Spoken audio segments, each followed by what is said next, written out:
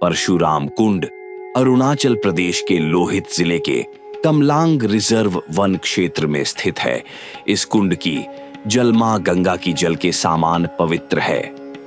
परशुराम कुंड की कहानी का व्याख्या श्रीमद् भागवत, कालिका पुराण और महाभारत में भगवान परशुराम के द्वारा मातृ हत्या में की गई है।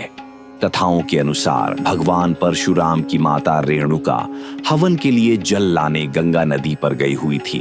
उसी समय गंगा नदी के पास में गंधर्वराज चित्ररथ को अप्सराओं के साथ विहार करते देख उन पे मोहित हो गई थी और हवन के जल लाने में देर होने से महर्षि जमदग्नि अपनी पत्नी रेणुका से क्रोधित थे।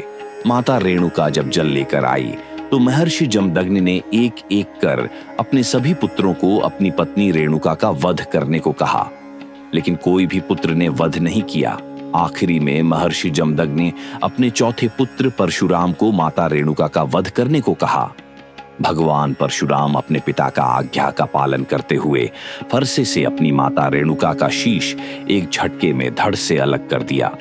महर्षि जमदग्नि ने भगवान परशुराम के अलावा अपने सभी पुत्रों को आज्ञा का पालन नहीं करने की सजा देते हुए श्राप देकर उनकी बुद्धि को नष्ट कर दिया और भगवान परशुराम को आज्ञा का पालन करने से खुश होकर उनसे वर मांगने के लिए कहा।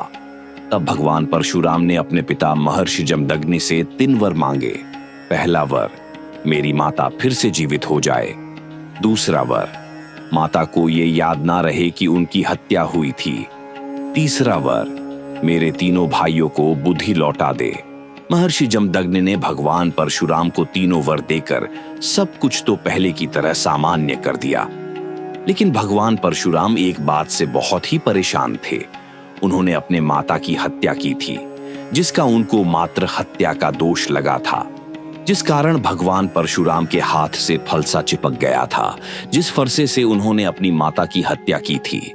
भगवान परशुराम ने मातृ हत्या से मुक्ति पाने के लिए अपने पिता महर्षि जमदग्नि से इसका उपाय पूछा, तो महर्षि जमदग्नि ने बताया, देश भर के सभी पवित्र नदियों और कुंडों में स्नान करने को कहा और बताया, जिस भी नदी या कुंड में स्नान करने से फलसा हाथ से छूट जाएगा, वही तुम्हें मातृ हत्या से मुक्ति मिलेगा। कथाओं के अनुसार भगवान परशुराम देश के सभी पवित्र नदियों और कुंडों में स्नान करते हुए अरुणाचल प्रदेश के कमलांग रिजर्व वन में स्थित एक कुंड में स्नान करते ही उनके हाथ से फलसा कुंड में गिर गया था और तब भगवान परशुराम को मातृ हत्या के पाप से मुक्ति मिली थी।